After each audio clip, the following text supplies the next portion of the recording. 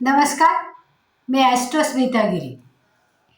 आज आपण पाहणार आहोत घराच्या दरवाजाला जे तोरण असतं ते तोरण कशा प्रकारचं लावावं की ज्याच्यामुळे आपल्या घरामध्ये, कारण आपण काय म्हणतो की मुख्य दरवाजा हा दरवाजा म्हणजे त्या घराचं मुख असतं की ज्याच्यामधून सगळी एनर्जी आपल्याकडे येत असते. जसं आपल्या मुखातून आपण जे काही अन्न ग्रहण करतो त्याच्यामुळे आपल्या शरीराचं पोषण होतं, त्याचप्रमाणे मुख्य दरवाजातून आत येणारे लोक आणि बाहेर जाणारे लोक हे आपल्याबरोबर आपले विचार, आचार, वृत्ती या सगळ्या घेऊन येणारे असतात. मग अशा वेळेस जर वेगवेगळ्या लोकांना आपण आपल्या घरामध्ये आमंत्रित करतो, त्यांना आपलं नवीन घर दाखवतो, त्यांच्याकडून ॲप्रिसिएशन मिळवतो. सगळेच जण ॲप्रिसिएशन देताना निर्भेळ मनाने देतातच असं नाही. काहींच्या आशा आकांक्षा पूर्ण झालेल्या नसतात.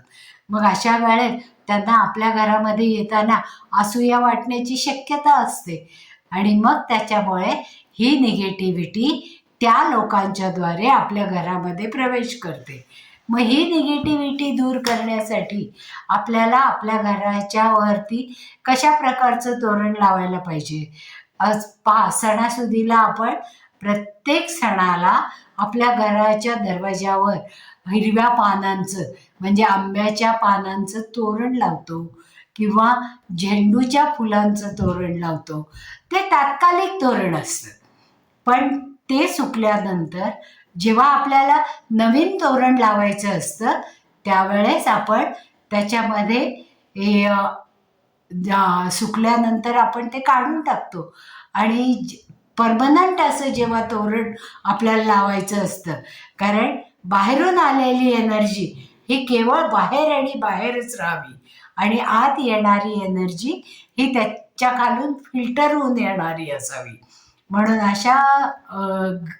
अशा वेळेस आपण आपल्या घराला रुद्राक्षाचे तोरण जर लावलं, रुद्राक्ष ज्याच्यामध्ये आहेत ज्या तोरणामध्ये, असं तोरण म्हणजे 5 मुखी रुद्राक्षाचं 108 रुद्राक्ष असलेलं तोरण जर आपण आपल्या घरावर लावलं तर त्याच्यामुळे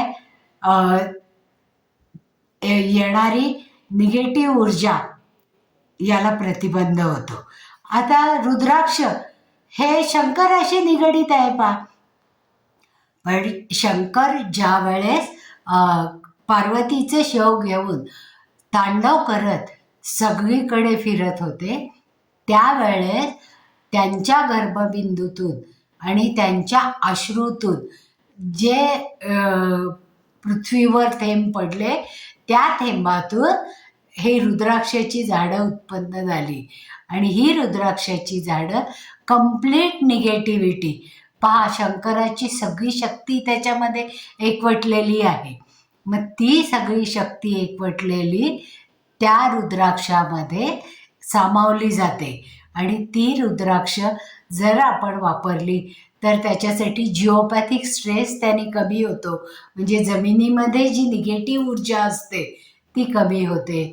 त्याचबरोबर आजूबाजूला असणारी सगळी निगेटिव्ह ऊर्जा हे रुद्राक्ष शोषून घेत असतं आणि त्यामध्ये जर त्या रुद्राक्षाच्या माळेमध्ये जर आपण असं नजरबट्टूची माळ जर मध्येच लावली सेंटरला, हे नजर लागू नये म्हणून असणारं हे नजरबट्टू आहे.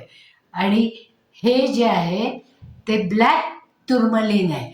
ब्लॅक तुर्मलिन हे खनिज आहे जमिनीमध्ये मिळणारं, की त्याच्यामुळे ती जी निगेटिव्ह एनर्जी असते ती सगळी शोषून घेतली जाते आणि ती पूर्ण शोषून घेतात.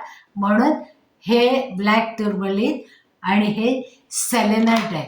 सेलेनाइट जी पॉझिटिव्ह ऊर्जा आपल्या घरामध्ये येते ती टिकवून ठेवण्याचं काम हे सेलेनाइट करतं आणि ऑरा क्लीन करण्यासाठी याचा जास्तीत जास्त उपयोग होतो. आणि हा जो नजरबट्टू आहे म्हणजे ज्याच्यामुळे दृष्ट लागत नाही असा हा मणी आहे पहा. आणि हा ही सगळी निगेटिव्हिटी ॲब्सॉर्ब करून घेतो. असा नजरबट्टू जर त्यात रुद्राक्षाच्या तोरणाच्या मध्ये आपण जर लावला तर त्याच्यामुळे घरातील व्यक्तींचं रक्षण केलं जातं. त्याचप्रमाणे जी जी निगेटिव्ह एनर्जी असते ती घराच्या बाहेर ठेवली जाते आणि जास्तीत जास्त यातून पॉझिटिव्ह ऊर्जा ही घरामध्ये पसरवली जाते आणि घरातला ऑरा की ज्याच्यामुळे रिलेशनशिप सुधारते. घरामध्ये असणाऱ्या सगळ्या लोकांच्या मध्ये, त्याचबरोबर नातेवाईकांच्या मध्ये सगळ्या व्यक्तींचं, घरातल्या व्यक्तींचं रक्षण तर होतच होतं, पण त्याचबरोबर बाहेरून येणाऱ्या ज्या या निगेटिव्ह ऑरा बिघडवण्यासारख्या एनर्जीत असतात त्या एनर्जीला प्रतिबंध होतो आणि ही निगेटिव्ह ऊर्जा तिथेच थांबवली जाते. म्हणजे नजरबाधेपासून घराचं रक्षण होतं, घरातल्या व्यक्तींचं रक्षण होतं आणि घर जास्तीत जास्त पॉझिटिव्ह एनर्जीनी भरलेलं राहतं आणि निगेटिव्ह एनर्जी तिथेच थांबवली जाते. म्हणून रुद्राक्षाचं हे तोरण जर त्याची माळ आपण 108, कारण 5 मुखी रुद्राक्ष, हे एक रुद्राक्ष ठेवलं तर जास्तीत जास्त निगेटिव्हिटी ॲब्सॉर्ब करतं. मग अशी जर 108 रुद्राक्षांची माळा आपण जर लावली तर त्याचा किती बरा फायदा होईल आपल्याला. आणि हे रुद्राक्षाची माळ किंवा हे रुद्राक्षाचं तोरण कायम आपल्या घरावर असणार आहे की ज्याच्यामुळे त्याला मालिन्य येत नाही किंवा निगेटिव्ह एनर्जी ॲब्सॉर्ब केलेली ती तिथे साठून राहत नाही. मग ज्यावेळेस आपण घराचं तोरण, घर स्वच्छ करताना सणावाराला हे तोरण स्वच्छ करू त्यावेळेस मिठाच्या पाण्यामध्ये घालून हे तोरण जर स्वच्छ धुतलं तर जी काही मालिन्य त्याला आलेलं असतं, म्हणजे जी निगेटिव्ह एनर्जी साठवून ठेवलेली असते ती सगळी निगेटिव्ह एनर्जी त्या मिठाच्या पाण्याबरोबर दूर केली जाते आणि पुन्हा नव्याने तेजस्वी होऊन हे रुद्राक्षाचं तोरण आपल्याला जास्तीत जास्त एनर्जी पुरवतं आणि निगेटिव्ह एनर्जी स्वतःमध्ये ॲब्सॉर्ब करून ठेवतं आणि नजरबट्टूमुळे घरामधल्या कोणालाही नजर लागत नाही आणि नजरबाधेपासून घरही दूर होतं आणि घरातल्या लोकांचंही रक्षण केलं जातं.